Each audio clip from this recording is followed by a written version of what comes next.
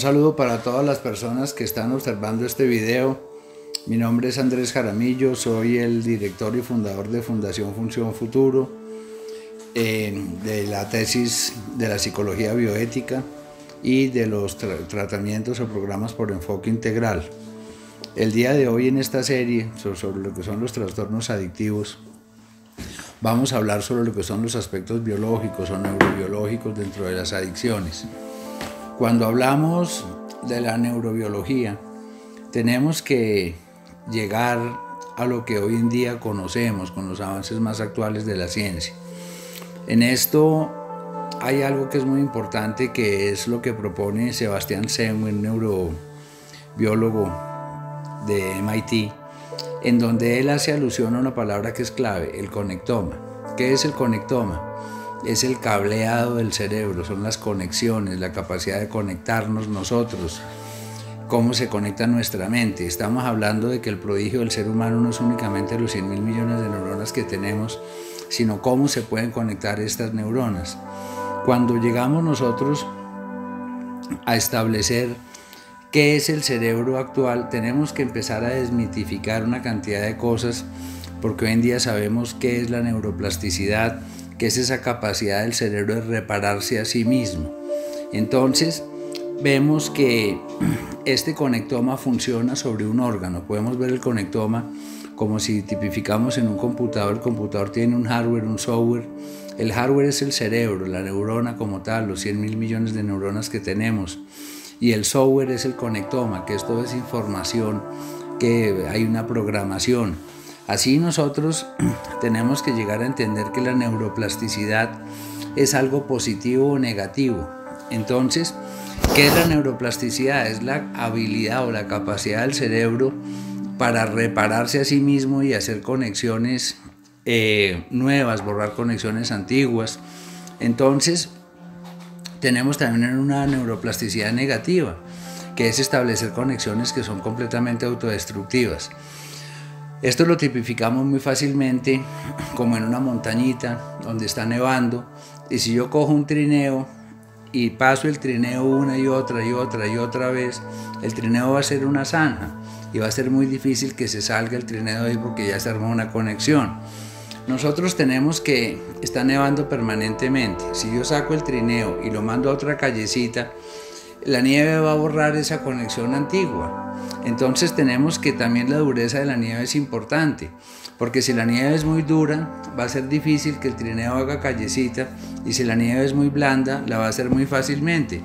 Que esa es nuestra disposición, nuestra predisposición neurobiológica a hacernos adictos, que eso es lo que entendemos hoy como el kindling adictivo. El kindling es un término que se ha tomado de la neurología, que el kindling en epilepsia es la mecha que tiene una persona para desarrollar el ataque convulsivo, es decir, la convulsión. Entonces, en adicciones, el kindling adictivo es la mecha que tiene una persona para hacerse adicto, y eso hasta el momento nadie lo sabe. Se ha tratado en Suiza de poder aislar en el ADN la susceptibilidad o sensibilidad a tener un factor genético y desarrollar la adicción en vida, pero todavía eso es algo demasiado incipiente. Entonces tenemos que hay un factor que es un kindling adictivo que es desconocido, que es nuestro factor genético, es la dureza de esa nieve. Entonces nosotros no sabemos si va a ser rápido o lentamente que nos vamos a hacer adictos, o si va a ser en la próxima o dentro de 100 dosis. Tenemos que tener completamente claro que también el peso de ese trineo es el potencial adictivo de la sustancia que se está consumiendo. Hay sustancias con un enorme potencial adictivo como la heroína, como el crack, el bazuco, en donde es como si hundiéramos el trineo, va a hacer la conexión con la callecita muy rápidamente. Entonces sabemos hoy en día que la adicción es una enfermedad del cerebro.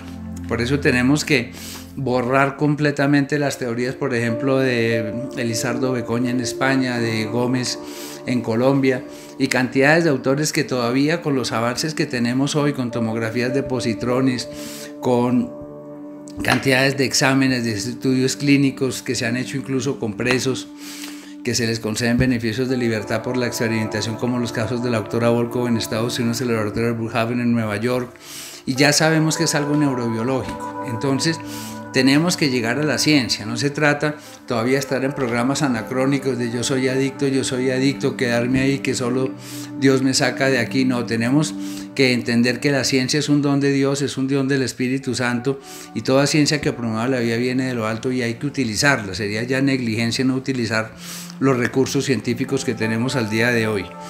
Por eso, la adicción es principalmente una enfermedad del circuito de recompensas. ¿Qué quiere decir? Que el circuito de las recompensas se daña, se atrofia. Nosotros, todos los seres humanos, nos movemos desde el punto de vista psicológico y neurobiológico por la insatisfacción versus la insatisfacción. Cuando estamos insatisfechos nos genera ansia y pulsamos hacia la satisfacción de dormir, de comer. Todo eso se llaman motivaciones primarias por las leyes de la motivación o la teoría de la motivación. Las motivaciones secundarias ya son cosas que no son tan importantes, que podemos perfectamente no hacerlas y no nos vamos a morir. Porque ya una motivación primaria es algo imperativo: comer, dormir, incluso relaciones sexuales, porque ya es un impulso del instinto. Ya las secundarias son secundarias. Lo que sucede con la adicción es que el cerebro, en su circuito de recompensas, se atrofia, se desconecta, porque hay un desbalance neuroquímico en el cerebro, y una motivación secundaria se convierte en una motivación primaria. Entonces, lo que era consumir un porrito, o lo que era tomarse una pastilla, o meterse un pasecito, tomarse unos tragos, que qué rico, que de vez en cuando, de pronto se hace algo imperativo, es decir, una motivación primaria. En el adicto se siente ese irrefrenable deseo. ¿Por qué? Porque hay una descompensación en el cerebro, y el cerebro quiere el estímulo, porque el estímulo principal de las adicciones es la dopamina, y el principal circuito que se afecta es el circuito dopaminérgico, aun cuando sabemos que también están intervenidos mucho más sistemas como el colinérgico, el serotoninérgico, el adrenérgico. Entonces hay una profunda descompensación cerebral, y el cerebro quiere, consciente o inconscientemente, llenarse e inundarse de dopamina. Entonces se han propuesto muchas teorías acerca de los estados cerebrales en la adicción. El cerebro del adicto no únicamente está bombardeado y inundado de dopamina en el momento de la descarga. Nosotros sabemos perfectamente que el cerebro adicto tiene varios estados, es decir, son 6 estados completamente diferentes.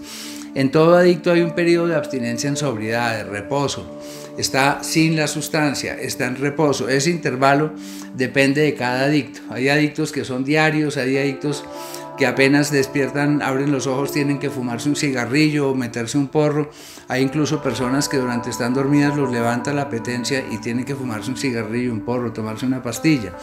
Entonces, después de ese periodo de reposo, viene algo que es esencial entender, que es la alostasis adictiva. Alostasis en las leyes de biología es el fenómeno por el cual un organismo viviente pulsa hacia la adaptación a un nuevo estado, ¿sí? Adaptarse a ese estado. Entonces, la alostasis adictiva es porque el cerebro ya quiere llegar a ese estado y empieza a generar una cantidad de procesos inconscientes. No todas las adicciones son procesos conscientes. En la alostasis adictiva el proceso empieza inconsciente. ¿Cómo se va manifestando? Se va manifestando porque empieza a generar pensamientos de consumo. Esos pensamientos se llaman pensamientos intrusivos porque estos los comparte con los desórdenes, por ejemplo, el trastorno obsesivo compulsivo, algunos desórdenes de la ansiedad, incluso en la psicosis, también el bombardeo de pensamientos, el reclutamiento de pensamientos irracionales. Todo eso es porque el cerebro está pidiendo y empieza a arrojar los pensamientos intrusivos de consumo. Todavía no ha llegado el craving, que son las apetencias o los deseos indeseados. Ya después de la alostasis adictiva, ese proceso inconsciente empieza a extrapolar, empieza a hacerse consciente, ¿sí?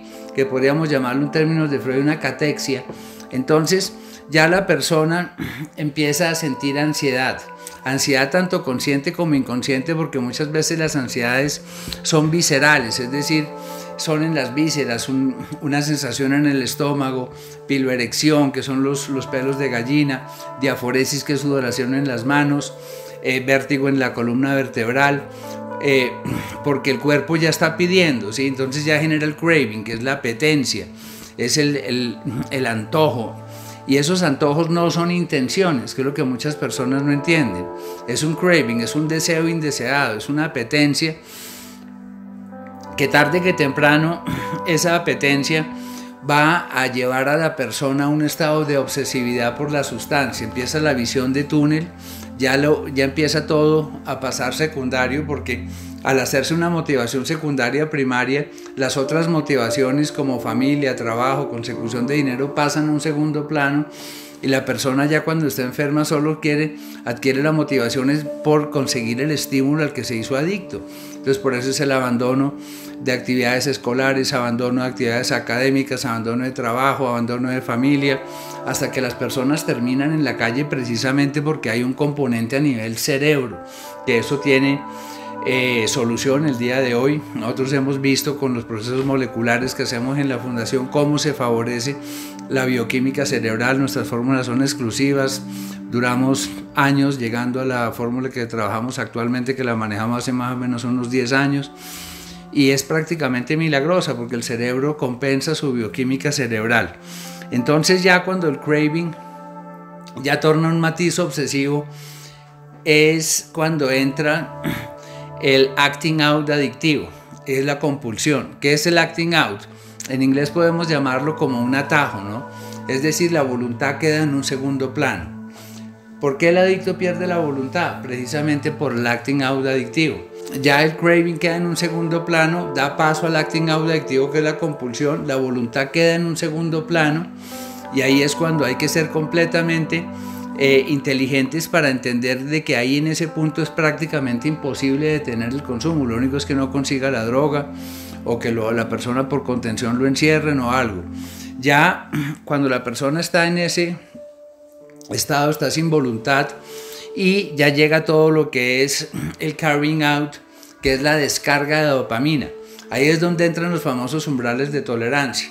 Por ejemplo, en el alcohólico al principio viene 10 cervezas, después 20 para el mismo efecto, después 30, después 40, y después la tolerancia cae completamente. ¿Por qué razón? Porque ya el cerebro hizo tolerancia, primero mucha sustancia, y después la tolerancia se hace invertida. Este fenómeno del carving out y de la tolerancia está completamente tipificado mediante ¿qué? La tolerancia cruzada, porque ya el cerebro se hizo adicto a una sustancia, y cuando coge una sustancia del mismo grupo, por ejemplo de las benzodiazepinas, puede que fuera adicto al clonazepam, pero ya él va a hacer la tolerancia hacia una sustancia del mismo grupo. Y esto funciona perfectamente con los grupos de sustancias que nosotros hemos establecido en la clasificación función-futuro, en los psicomiméticos, en los psicoanalépticos, en los psicoortolépticos, que allá se dividen en más, y vemos entonces que esta tolerancia ya lleva ese carrying out de dopamina, y ya con una poquita sustancia se liberan grandes cantidades de dopamina, que eso es típico en el adicto. Ya es una inundación de dopamina. ¿Y qué va a venir después? Después de que pasa el efecto, el cerebro no tiene dopamina, gastó la dopamina que tenía de reserva para secretar en los días posteriores, y viene la depresión rebote. Entonces en la depresión rebote la persona está no en reposo, está saturada, ¿sí? Entonces ya después de ese periodo de saturación ya vuelve a entrar en la abstinencia en sobriedad, y se van repitiendo los ciclos. Entonces, ¿qué hay que hacer? Son herramientas inteligentes. El que quiere parar usa herramientas. La primera es el zapping mental, que es cuando la persona está en la alostasis adictiva, que le llegan los pensamientos intrusivos de consumo, es cambiar de canal, cambiar el pensamiento de canal, sustitución cognitiva, cambiar de canal absolutamente importante. Y ya, si después ya viene una ansiedad visceral porque el cuerpo está pidiendo, hay que aprender a hacer el surfing emocional, surfear la ansiedad. La ansiedad como viene se va, la ansiedad por larga que dure no dura más de 2 horas, y después se desaparece, pero no hay que consentir los pensamientos de consumo.